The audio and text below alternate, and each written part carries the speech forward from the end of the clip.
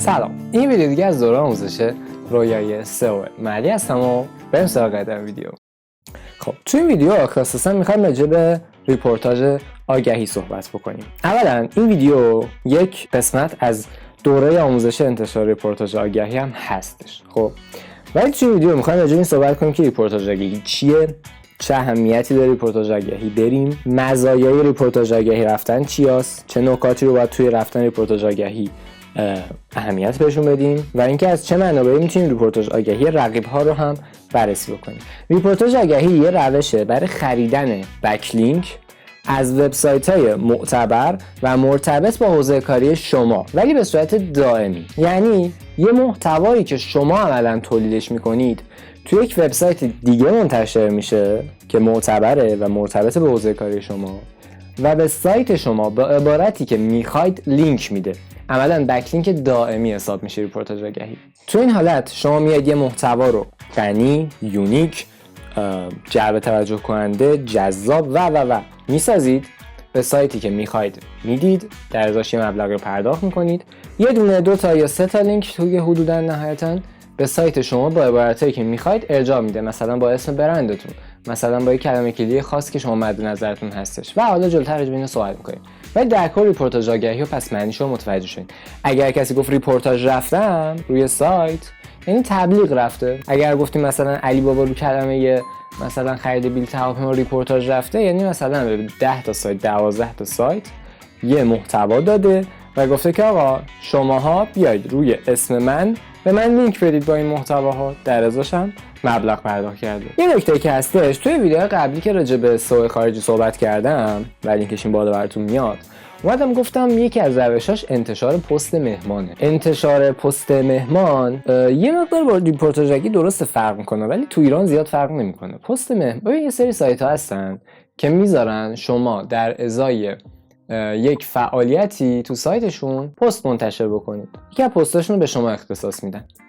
ولی تو ایران این زیاد رایج نیست. توی ویدیو جداگانه سایتایی که اجازه پست مهمان میدن و بهتون معرفی میکنم که ایرانی هستن. ببین اکثر منابعی که تو ایران وجود داره برای سئو ترجمه شده است. خب تو سایت‌های خارجی گست بلاگینگ خیلی مطرحه. ولی وقتی میایم تو فارسی پست مهمان نیستن سایتایی که خیلی بزرگ باشن این کار انجام بدن.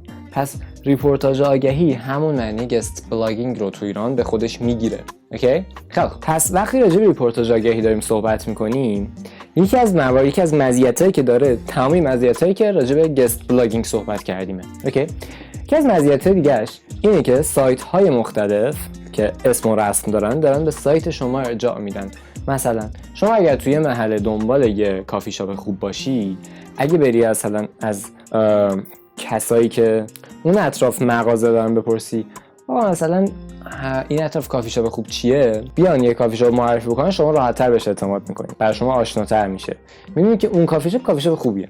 یا مثلا از چند تا جوونی که اون اطراف هستن بپرسی آقا این اطراف کافی شاپ هست، فلان کافی شاپ خیلی خوبیه، اونم هست ولی این کافی شاپ مثلا بهتری، اعتماد بیشتری می‌کنید، دارن بهش لینک میدن دیگه، ریفر میدن. پس یکی از مزیتاش انتقال اتوریتی اعتبار یه سایت به سایت شماست. مورد بعدی به دست آوردن لینک های با کیفیت، لینک هایی که اسپم نیستن، دقیقاً با تارگت شما، کلمه کلیدی که می‌خواستید به اون صفحه هدف شما لینک دادن. این میشه یکی از مزیت‌های دیگه ریپورتاج آگهی.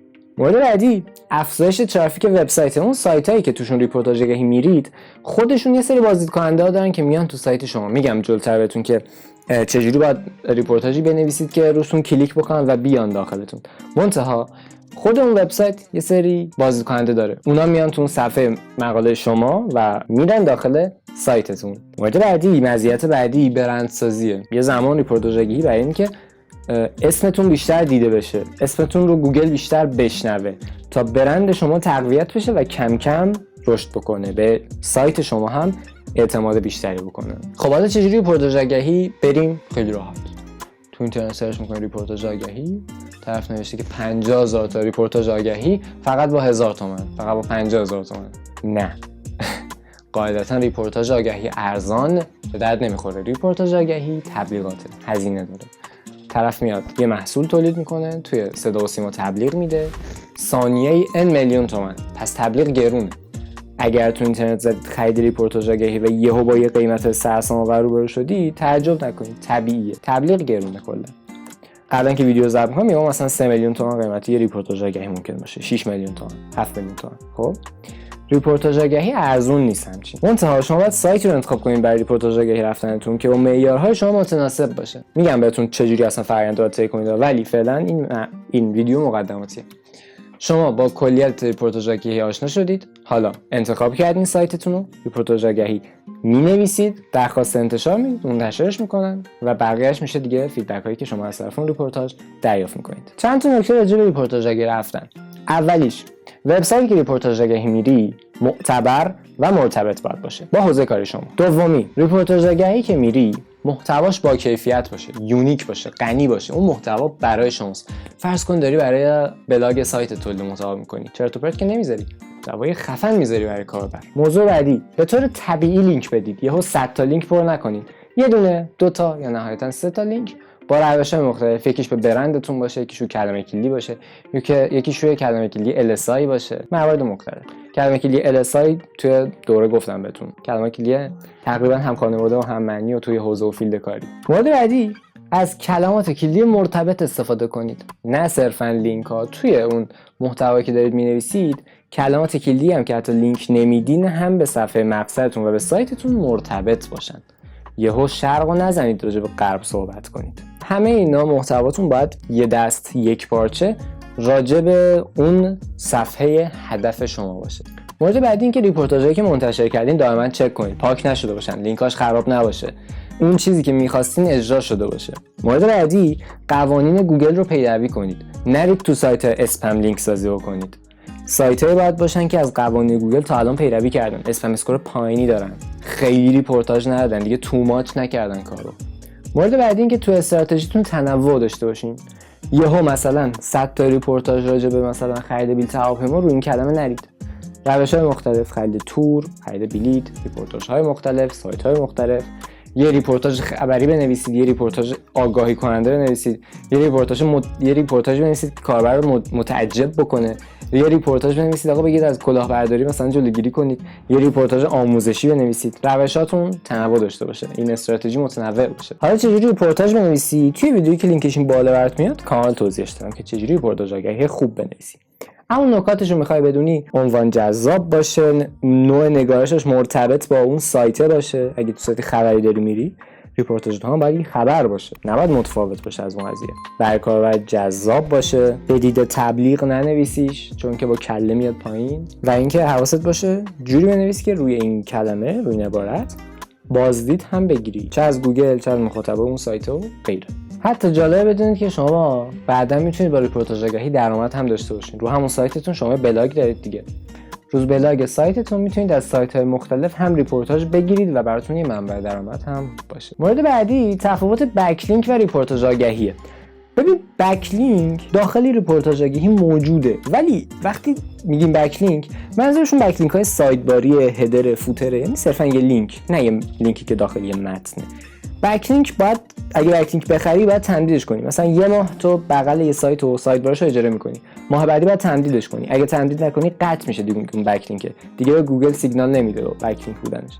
منتها ریپورتاژ یه محتوای شماست به صورت دائم داخل یه سایت منتشر میشه که توی اون محتوا بکلینک به شما داده شده به صورت دائمی. ببین اول از همه هدفمون از ریپورتاژ آگهی نوشتن چی بود؟ بالا رفتن اعتبار سایتمون، بالا رفتن اعتبار دامنمون و افزایش فروش، افزایش بازدید، افزایش یه چیزی که منبع درآمد ماه، هدف ماه، حداقل انرژیمون رو داریم میذاریم برای اون. درسته؟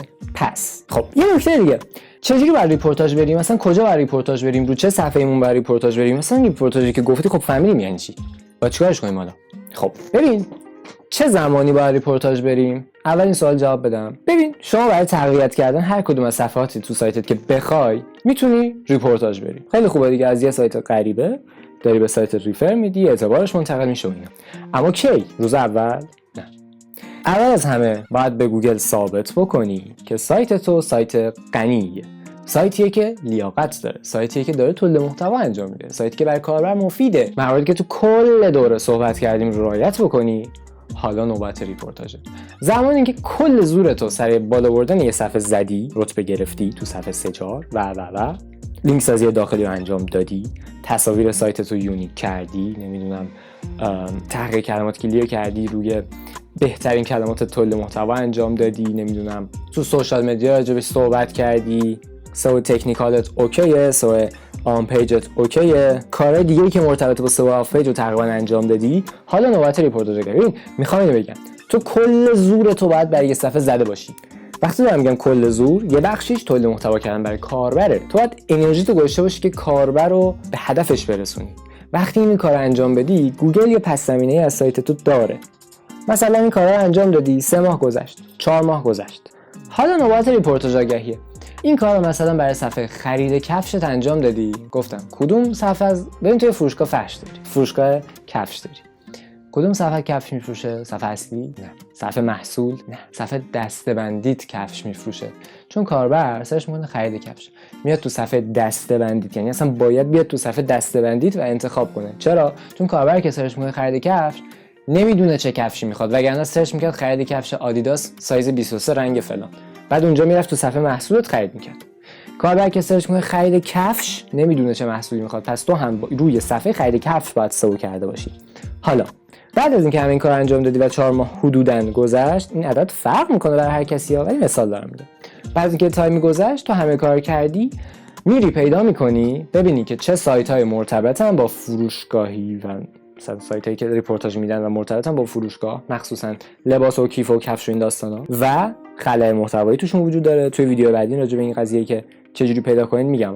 ولی به فرض اون سایت‌ها رو پیدا کردی، روش می‌خوای ریپورتاژ بدی، لینک هایی که از اون سایت می‌خوای بدی باید به صفحه خرید کفشت قاعدتاً باشه دیگه.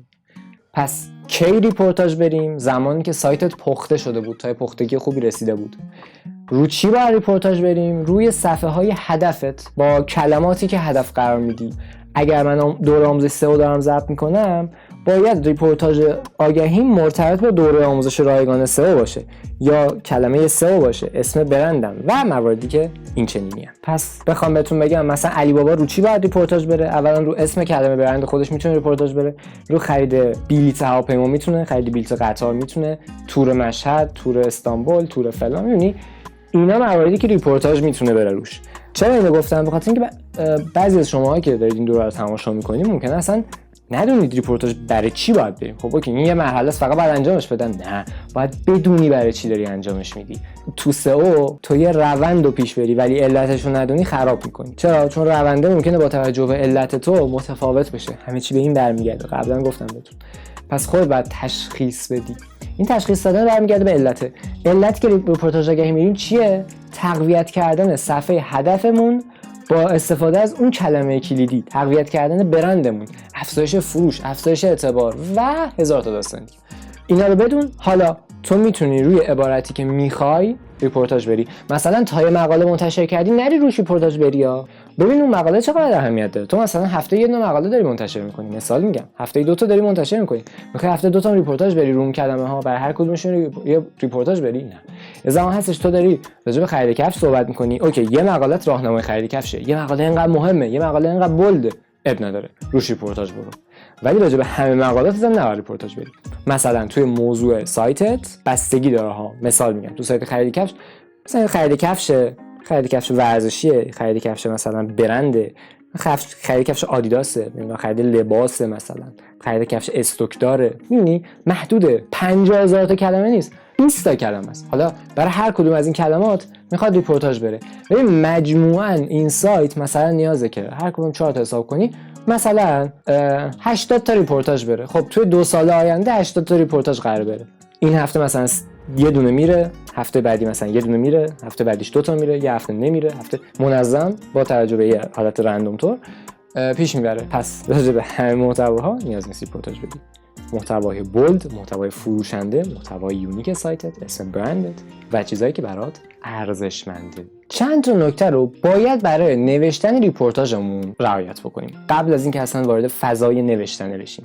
اولین نکته‌ای که باید رعایت بکنیم ارتباط موضوع ریپورتاژ با سایت ماه. موضوع اصلی سایت ما ممکنه موضوع مثلا پایگاه دانش باشه. خب ولی من میخوام راجع به یه صفحه هم ریپورتاج برم دیگه. مثلا طبق چیزی که تو ویدیو قبلی گفتیم، سایت من فرض کنید فروش کفش. خب روی کلمه خرید کفش میخوام ریپورتاج برم. ببین سایت من موضوع مختلفی رو پوشش میده. یکیش خرید کفشه، یکیش خرید کفش ورزشیه، یکیش خرید کفش اورجیناله، یکیش نمیدونم خرید کتونیه، یکیش ممکنه خرید لباس باشه. میدونی میگم یعنی اگر سایتتون فروش لباس و کفش و نمیدونم تیشرت و کاپشن و ایناست، شاید صرفا بخواید رو خرید کفش شما مانور بدید. پس ریپورتاجی که میرید راجع به خرید کفشه. موضوع کلی اون ریپورتاج باید همین باشه. تو میتونی به خرید لباست هم لینک بدی از تو ریپورتاجا، ولی خب اعتبار یه جورایی داره تقسیم میشه. به فرض یه کاربری که اومده تو ریپورتاج شما دنبال خرید کفش شاید بوده، شاید دنبال خرید لباس نبوده. پس درصد خیلی کمیشون ممکن رو لباس کلیک بکنن. اگر میخواید اعتبار مستقیما منتقل بشه، باید موضوع ریپورتاج شما باید نزدیکی خیلی زیادی با اون صفحه هدف سایتتون داشته باشه. پس اولین نکته که توی نوشتن یک ریپورتاج باید رعایت بکنید انتخاب موضوع. و این نکته هم باید حواستون باشه موضوعی که انتخاب میکنید تبلیغاتی نباشه. ببین محتوا رو انگار میخواید تو سایت خودت منتشر بکنید، تبلیغ میکنید خودتو؟ نه دیگه. محتوای آموزشی می‌نویسی، معرفی می‌نویسی، پروموت نباشه اون محتوای ارزشمند، یونیک و قابل ارائه به کاربر باشه. مورد بعدی اینه که شما بری رقیب تو اون حوزه‌ای که می‌خوای تولید محتوای ریپورتاج بکنی بررسی بکنی. اگر شما خرید کفش می‌خوای انجام بدی، باید ببینی رقیبات تو حوزه خرید کفش چه ریپورتاژهایی رفتن رو، چه کلماتی رفتن رو، چه سایت‌هایی رفتن، چقدر از ریپورتاژشون میگذره، چه کارهای خوبی کردن، چه کارهای بدی کردن. همینا رو بعد بررسی کنین که جلوتر بهتون روششو میگم. موضوع بعدی انتخاب تیتراه. تو موضوع ریپورتاج رو انتخاب کردی، دیدی رقیباتم چیکار کردن تو موضوع. حالا باید بری تیترا رو انتخاب بکنی. اصلی ترین تیترت عنوان مقاله است دیگه، عنوان اون ریپورتاژی که میخوای بری. جلوتر همه اینا رو بولد میشیم، ولی میخوام بگم که چه نکاتی خیلی مهمه که روش فکر بکنی. مورد بعدی عناوینیه که توی محتوا داری مینویسی. اصطلاحاً بهش میگن تگای H2. ویدیو قبلی رو حتما باید دیده باشید دیگه. مخصوصا ویدیو تولید محتوا رو باید دیده باشید. موضوع بعدی تولید محتوا کردن برای هر کدوم از عناوینه. ببین کل ریپورتاجت خیلی زیاد نباید باشه. نهایتاً دیگه 1000 کلمه. محتوای اصلی سایتت نیست که ریپورتاژه. نباید کاربر 100 ساعت این تو بمونه. باید سریع بخونه و بیاد تو سایت تو و محتوا اصلی اونجا بخونه. پس نه اینکه حالا دمو هم باشه، محتوای کامل باید باشه. ولی دیگه 3000 کلمه ننویس. دیگه 1000 کلمه ماکسیمم کافیه، مگر تحت شرایط خاص که استراتژیک اینجوری باشه و فلان. موضوع بعدی اون پاراگرافایی که تولید محتوا کردی براش سرچ کن، بهینه کن محتواشو، کلماتی که میخوای رو داخلش جا بده. طبیعی دیگه، منظورم طبیعی داخلش جا بده. و مثلا کلمه خرید کفش رو داخل اون لینک بده به صفحه خرید کفش سایت خودت. به صفحه اصلیت خیلی وقتا نیاز نیست لینک بدی. همون قضیه که گفتم، صفحه‌ای که برای تو کفش میفروشه صفحه دسته‌بندی کفشه، نه صفحه محصول، نه صفحه اصلی، صفحه دسته‌بندی خرید کفش. خب اوکی، از خرید کفش لینک دادی به صفحه خرید کفش سایت خودت. تو سایت راهنمای خرید کفش داری؟ اگه داری اون راهنمای خرید کفش رو هم لینک بده. اسم برندت هم لینک بده. شد 3 تا دیگه تمام. این شد ریپورتاج اولی که رفتی. ریپورتاج بعدی که می‌خوای بری اب نداره. با کلمه خرید کفش به صفحه اصلی سایتت هم رد بده. بذار گوگل بفهمه که سایت تو مرتبط با خرید کفشه. ببین نیاز نیست این صفحه دقیقاً همون باشه. بار اول نیازه ها. ولی دفعه دوم سوم که میگه بخوای لینک بدی، یه دفعهش رو دیگه حداقل میتونی به سایت اصلیت لینک بدی که سایت اصلیت هم اعتبار این خرید کفش رو بگیره. ببین میگیره در هر صورت، ولی تو اینجوری کمکش داری می‌کنی. خب دور نشیم از محتوا اصلی. آموزش نوشتن ریپورتاج آگهی. موضوع بعدی داستان سرایی کنید برای کاربر رو توی سیری قرار بدید که بخونه محتوای شما رو، جذاب باشه براش. یه محتوای خیلی تخصصی و کاربر دیگه نمیخونه. محتوایی که سریع به نتیجه میرسه، جذاب براش، خبری بهش ارائه میده، هیجان میاره داخلش و مواردی که این چنینیه. موضوع بعدی کال تو اکشنه. آخر شما رو تماس قرار بده. بگو اگه میخوای فلان چیز رو دانلود کنی، مثلا محتوای غنی و رایگان دانلود کنی به ارزش مثلا 5 میلیون تومان، میتونی از سایت من بخونی، از اینجا میتونی دانلود کنی، فلان فرمو پر کنی و چیزای دیگه. خب برای بخش آخر میخوایم تحلیل ریپورتاج هایی که رقبا رفتن رو صحبت بکنیم. این بخش یه ویدیو جداگانه میخواد که بعداً لینکش بالا براتون میذارم، اما در حد کلی وبسایت های مثل Ahrefs، مثل ماز نسخه ایرانیش، مثلا میزفا تولز، رنک فایند، اینا وبسایت هایی هستن که به شما ابزارهای زیادی میدن برای تحلیل ریپورتاژهای رقباتون، نه فقط ریپورتاژ ولی ریپورتاژ هم بهتون تحلیلاشو میگن. توی سایت‌های ایرانی بهترین ابزاری که برای ریپورتاژ من تا حالا دیدم وبسایت رنک فایند بوده و بعدش هم بخش ریپورتاژهای یا بکلینک هایی که تو سایت میزفاتوز داشته امکانات خوبی داشته. خب این ویدیو راجع به ریپورتاژ بودش و مورد دیگه باقی نمونه. توی ویدیوهای بعدی دیگه نکات مختلف ریپورتاژ رو میگیم، چجوری ریپورتاژ بریم، چه نکاتی رو تو نوشتنش باید رعایت بکنیم، از چه سایت‌ها ریپورتاژ بگیریم، سایت رقیب چجوری ریپورتاژ رو تحلیل بکنیم، نمیدونم هر چند وقت یه بار برای ریپورتاژ بریم و باقی مواردی که مرتبطه. توی ویدیویی که لینکش این بالا براتون میاد میتونید دوره آموزش SEO رو ادامهش رو ببینید و توی ویدیو پایینم آموزش نوشتن ریپورتاژ رو بهتون دادم. ویدیو بعد میبینمتون. فعلا